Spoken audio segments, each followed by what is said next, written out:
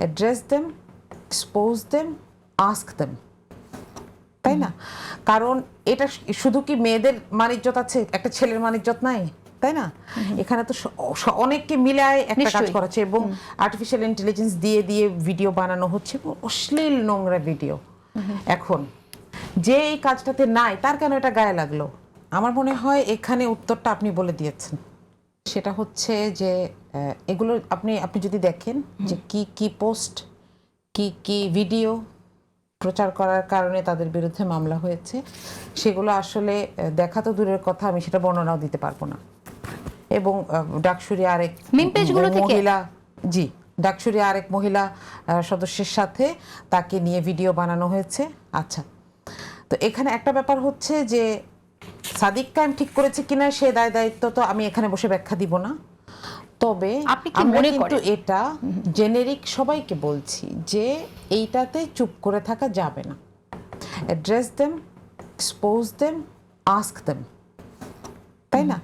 কারণ এটা শুধু কি মেয়েদের মানিজ্যত আছে, একটা ছেলের মানিজ্যত নাই, তাই না?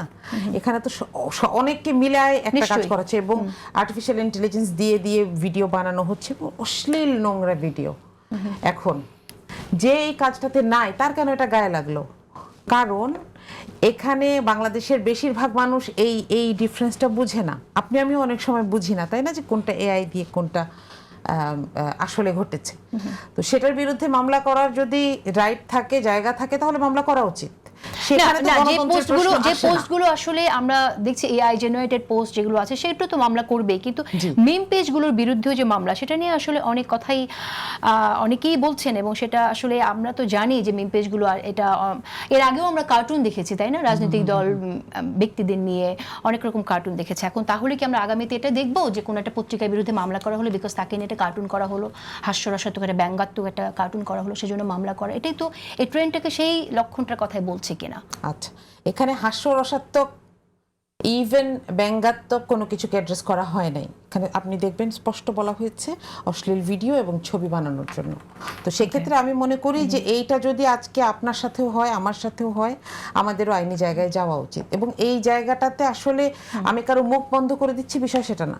মামলা করলেই কি একজনকে আমি বন্ধ করে দিচ্ছি, বিষয়টা তো সেটা না। মামলা খারিজ হয়ে যাবে যদি সেটা ধোপে না টেকে, কিন্তু এই যে ব্যবস্থা নেওয়ার কথা তো আমরাই বলি, তাই না? প্রতিবাদ করার কথা আমরাই বলি। ক্ষমতাবানরা মামলা করলে মামলা আইনের সামনে সবাই সমান, আইনের সামনে সবাই সমান। DUCSU VP is a very মানে insignificant in front of the court. কিন্তু তথ্য তো আমাদের সেটা বলে না। তথ্য তো বলে যে ডাকসুর ভিপি অনেক ক্ষমতাবান। না, সেটা মামলা কোর্টে এটা মিথ, এটা ছড়ানো হচ্ছে। ওকে।